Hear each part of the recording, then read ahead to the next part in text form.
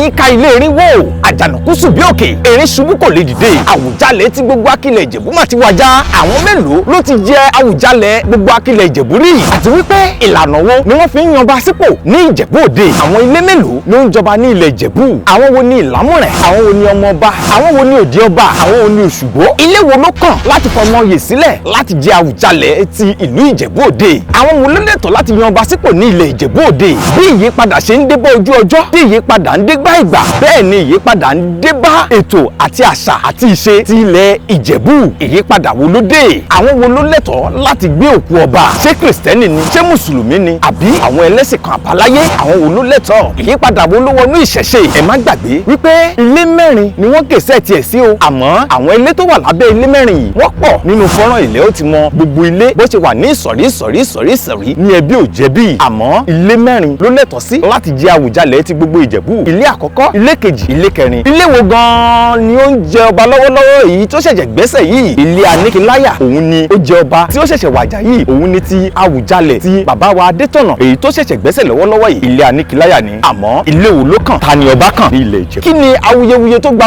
orí ayélujára kan hàn? Kí ni ọ̀rọ̀ tí gbogbo àwọn ènìyàn ń sọ? Ta ni ọba kàn? Ẹ ó rí wò nínú ẹ̀kúnrẹ́rẹ́ fọ́nrán yìí. Ilé wo ló kàn láti fọmọ oyè sílẹ̀? Ṣé ìwọ tiẹ̀ mọ̀ wípé obìnrin ti jẹ Àwùjalẹ̀ rí? Ẹ má gbàgbé tí ẹ bá fẹ́ máa mọ̀ sí ti ìwádìí nípa àṣà àti ìṣe gbogbo ọmọ káàrọ̀ òjíire, ẹ follow mi, ẹ like, ẹ comment, kí ẹ sì subscribe sí YouTube channel mi láti wo ẹ̀kúnrẹ́rẹ́ fọ́nrán yìí. Àwọn ọba wo ló ti jẹ ní ilẹ̀ Ìjẹ̀bú rí? Ọba àkọ́kọ́, ọba Olúìwà, ọba Ọ̀ṣìn, ọba Ńta ní 1430, ọba Gbùrù 1445, ọba Múníbùwà 1455, ọba Ńta kejì 1460, ọba Lọ́jà 1470, ọba Lọ́fin 1482, ọba Àpásà 1496, ọba Gọjú 1508, ọba Tẹ́wọ́gboyè 1516, ọba Rúwàmúdà 1520, ọba Òfìrán 1532, ọba Lápẹ̀ngbùwà 1537, ọba Òtùtù bí Oṣù 1537, ọba Mọ́kọ̀ Ìdọ́wá Àjùàkálẹ̀ 1540, ọba Àdísà 1552, ọba Jẹ̀wọ̀ 1561, ọba Ẹlẹ́wù Ìlẹ̀kẹ̀ 1576, ọba Olúmẹ̀sàndàn Ẹlẹ́wù Ìlẹ̀kẹ̀ 1590, ọba Másẹ̀ 1620, ọba Olótùsẹ̀sọ̀ 1625, ọba Mùlá 1635, ọba Àjànà 1642, ọba Ọ̀rẹ̀ Gádégún 1644. A lè pè ní ọba Ọ̀rẹ̀, a sì lè pè ní ọba Gádégún. Òun ló jẹ Àwùjalẹ̀ ní 1644, obìnrin àkọ́kọ́ èyí tó kọ́kọ́ jẹ Àwùjalẹ̀. Ọba Gùnwàjà 1655, ọba Jàdíàrà tàbí olówó joyè méjì 1660, ọba Sàpókún 1675, ọba Fálòkun 1687, ọba Mẹ̀kún 1692, ọba Ògbódógì 1702, ọba Òjìgí Amóyègẹ́sọ̀ 1710, ọba Ríyèwé Aròjòfáyé 1730. Àmọ́ ọba yóò pẹ́ rárá. Ọba Mòyege Ọlọ́pẹ òun náà jẹ ní 1730, ọba Ọ̀jọ́rá 1735, ọba Fẹ̀sọ̀jóyè 1745, ọba Òrèjẹ́jẹ́ 1749. Òun ní obìnrin kejì tó jẹ Àwùjalẹ̀ ní Akílẹ̀ Ìjẹ̀bú. Ọba Sàpénúwà Rúbàkóyè 1750, ọba Òródúdújoyè 1755, ọba Tẹ́wọ́gbùwà 1758, ọba Gbélékùwà àkọ́kọ́ 1760, ọba Fùsẹ̀gbùwà 1790, ọba Ṣẹ̀tẹ̀jóyè 1820, ọba Aníkiláyà Fìgbàjóyè Agbògúnsán 1821, ọba Afìdípòtẹ̀mọlẹ̀ Adémúyẹ̀wò 1850, ọba Atúnwàṣẹ̀ Adésùnbọ̀ 1886, ọba Ọ̀gbágbá Agbátẹ̀wọlẹ̀ àkọ́kọ́ 1895, ọba Fùsìgbóyè Adéọ̀nà 1906, ọba Fẹ̀sọ̀gbádé Adémọ́lú 1916. Àmọ́ wọ́n yọ ọba yìí lóyè, wọ́n rọ̀ ọ́ nípò ọba. Ní ìgbà tí wọ́n rọ̀ ọba yìí lóyè tán, ọba Adékọ̀yà Ẹlẹ́rùìjà òun náà jẹ ní ọdún 1916 kan náà. Ní ìgbà tí Ẹlẹ́rùìjà wàjà tán, ọba Adémọ́lú Fẹ̀sọ̀gbádé ó padà sórí ipò. Òun yẹn jẹ ní ọdún 1917. ọba Adénúgà Àfọlágbádé ìyẹn náà jẹ ní 1925. ọba Ògúnnáìkè Fìbíwọ̀jà òun jẹ ní ọdún 1929. ọba Daniel Adésànyà tó jẹ Gbélégùwà kejì òun jẹ ní 1933 títí di 1959. ọba Dr. Síkírù Adétọ̀nà Ọ̀gbágbá kejì ó jẹ ní ọdún 1960 títí di ọdún 2025 tí bàbá yìí wàjà yìí.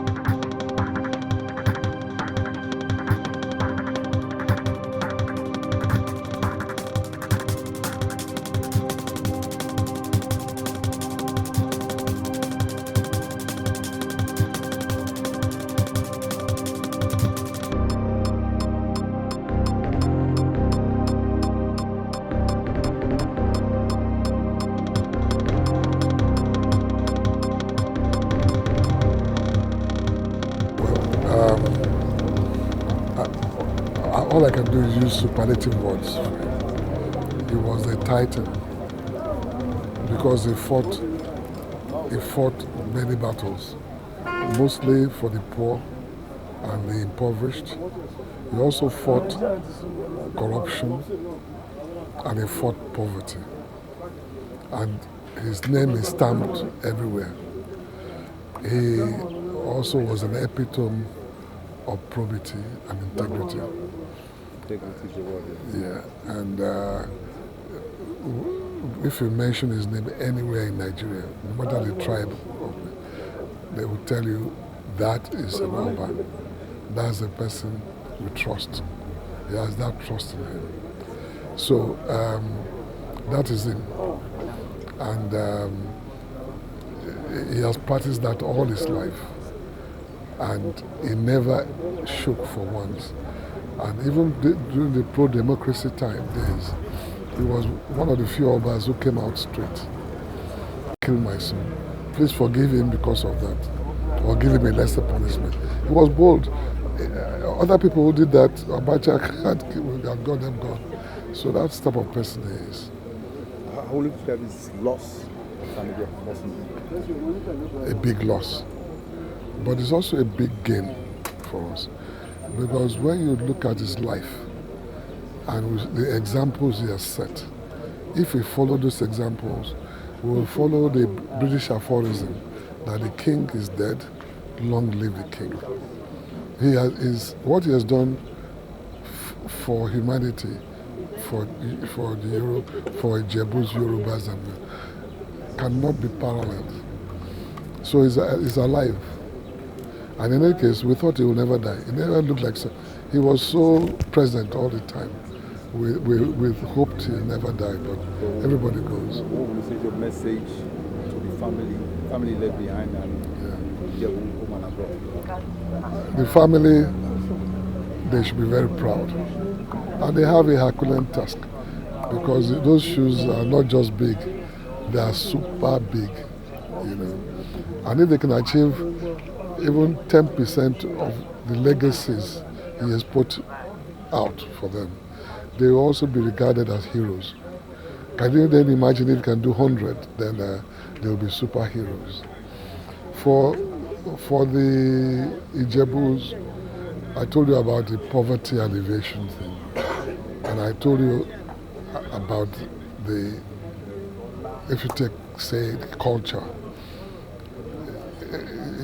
So something is happening today in which he's been buried according to his wish. That has been a long drawn battle for him, lifelong. But he got the bill passed that all natural rulers can actually be buried according to their wish. So it doesn't mean something he fought for. Why? He fought, and he just got it through a couple of years ago, and now he's benefiting for it. So he's done that. The other thing he's done is in education. He's built one of the most iconic institutes in Olabisi, funded with all his life savings. When you get there, the place looks so different. Oh, yeah? Yeah. And then most of all, the famous Oba, which is now global. It's everywhere. It's amazing. Everybody in Nigeria knows about Oba. And you know what that means? It means the Ijebus are on the map. So you think Ijebu is made of 50 million, 100 million people. We are just a few people, but iconic people. He's put that for us. And that is just not for entertainment. The amount of economic thing that brings to Ijebu in that 1 week, 2 weeks is amazing. It's a whole year's economy. Yeah. So there are so many things to say about him. There's so many things. And we pray that his sitting is there on the right-hand side of his God. That's Allah. And we are hoping that he's looking at us all now and laughing and very happy that he has left a legacy. That's what we should always do. The money he spent in August in Olabisi, he could have kept it in the bank and it will be or share it to people. What he has done there cannot be quantified.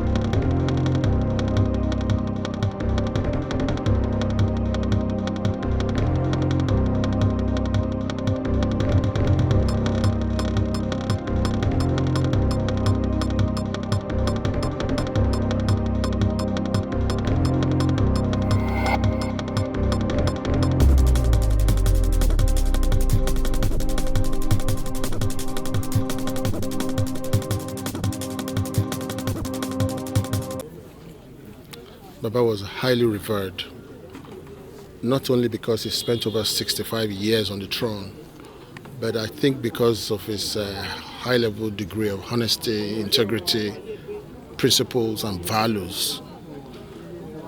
And he's also known to have nurtured the Regbe system of grassroots governance.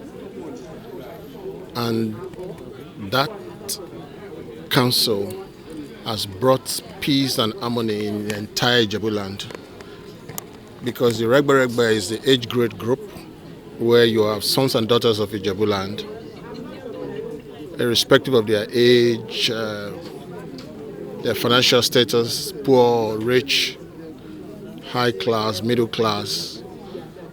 In fact, also irrespective of their religious backgrounds. And that's why you see many families in Ijebu land have both Christians and Muslims living together in their families. And that has ensured that there's a lot of peace and harmony. His reign has marked also significant cultural renaissance, growth and development across Ijebu land, the last of which was the creation of Ijebu State, which he championed. He's been on this for a very long time. And this time around, just about a week ago, we had the Senate Committee on Constitutional Amendments to deliberate on all of this. And so I personally was hoping that it was going to be alive when the Ijebu State is created, but God knows best. Baba was a colossus in his own time, and I wish the entire Ijebu sons and daughters,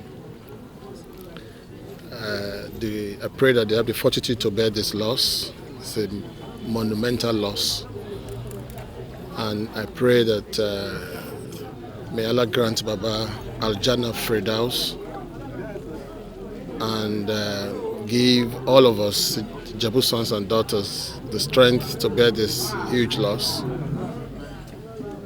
I also want to reach out to the family, to the immediate family of the Kabiyesi.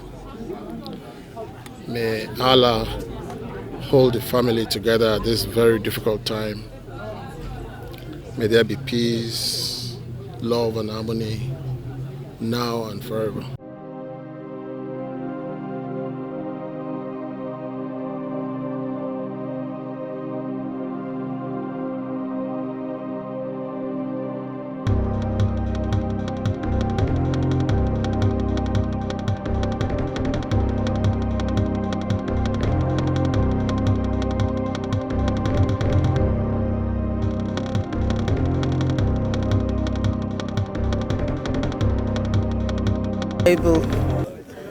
Because our Kabiyesi had been our revered father for the past 65 years, and as one of the daughters of Ijebu land, he had done so many things.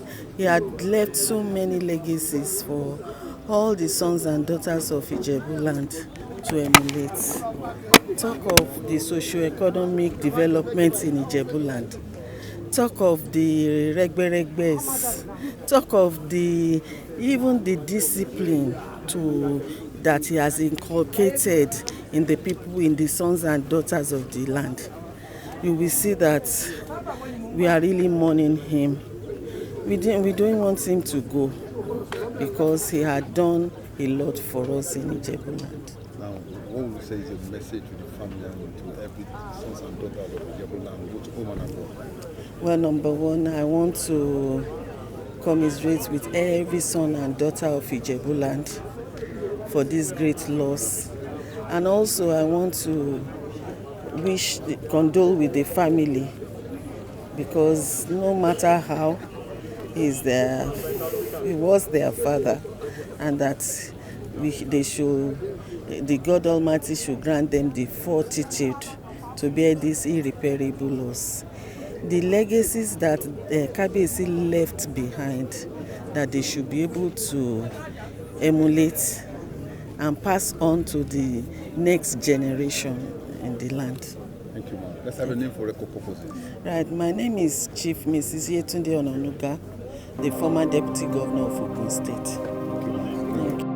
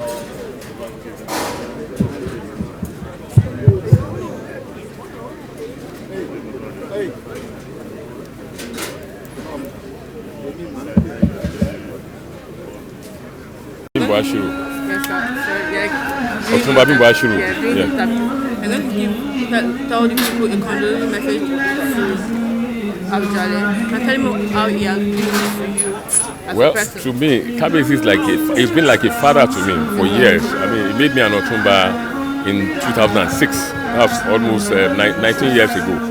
And I've always known him as a baby. So he took me up and I see him as a father who has been there. And he's the riding figure for the Ijebus.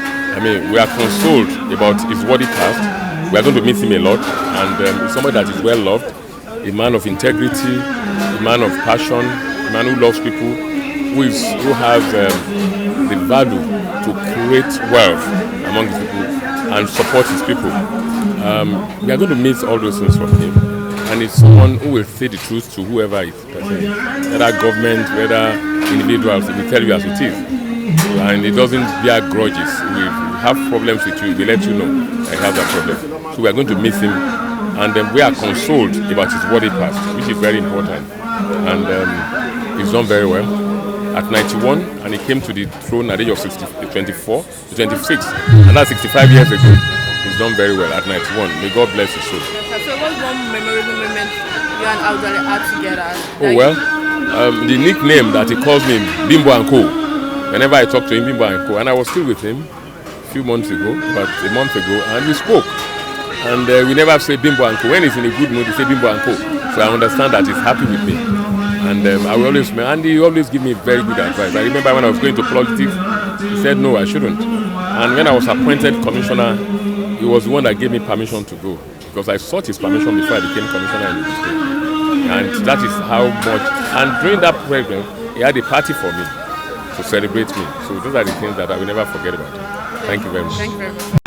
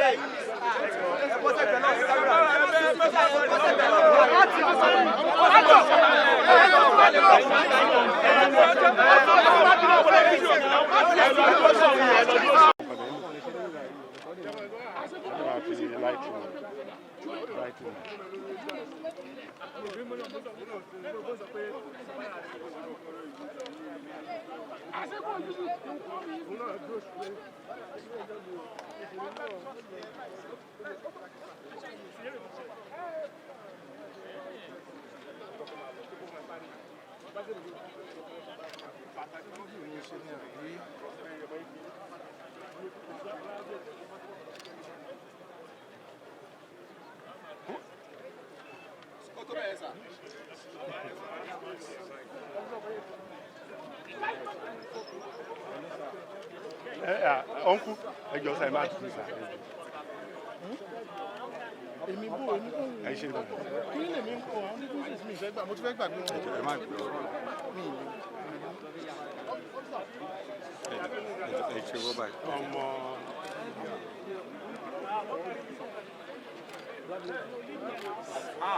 You can't block. Those people that are coming can't block. Gbogbo ẹ̀yin pípọ̀ yẹ farabalẹ̀ ẹ̀ mọ̀ wọn kẹ́lò mi wà lẹ́gbẹ̀ẹ́ yín. Ẹ bá lé màá náà kó ń bẹ̀ járe. Ẹ má dìdí o, ẹ má dìdí o, ẹ má dìdí o. Èmi náà lọ sí ìgbẹ́.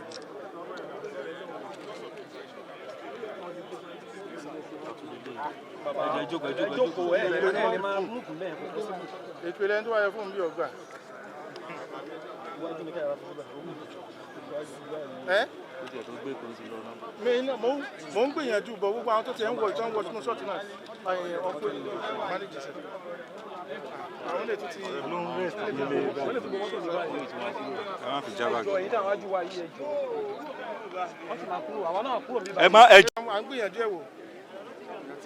Ta ló ní irun gúngún yìí? Yes, Abíọ́lá orísílẹ̀. Ẹ bá kílẹ̀ àwọn táwọn ajú yìí náà. Ẹlòmíì wọn ti ẹ̀ mọ̀ nǹkan tó fẹ́. Wọ́n ti block media o.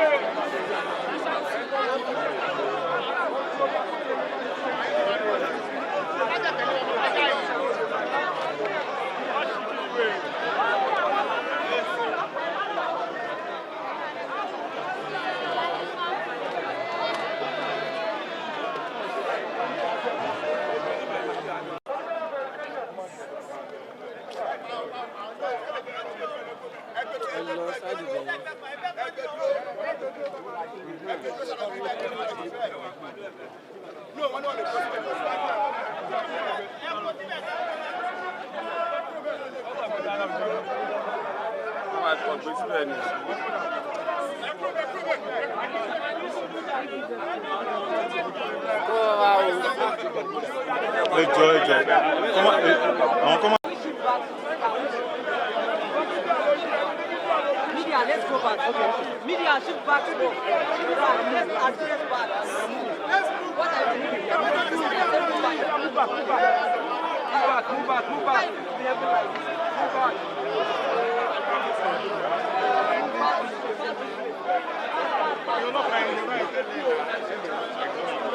Let's move back. Let's shift back.